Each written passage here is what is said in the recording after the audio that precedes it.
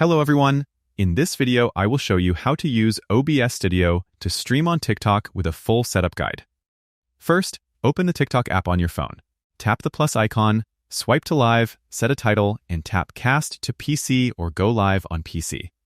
Copy the server URL and stream key. Now open OBS Studio on your computer. Go to Settings, Stream. Select Custom Service. Paste the server URL and stream key, then click OK. Set your canvas to vertical resolution. Go to Settings SAS Video and set base resolution and output resolution to 1080x 1920 916. Create a new scene, add your webcam, screen capture, or game capture.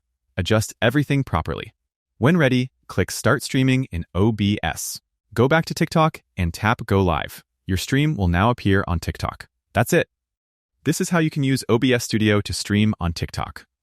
If you found this video helpful, don't forget to like and subscribe for more easy tutorials. Thanks for watching.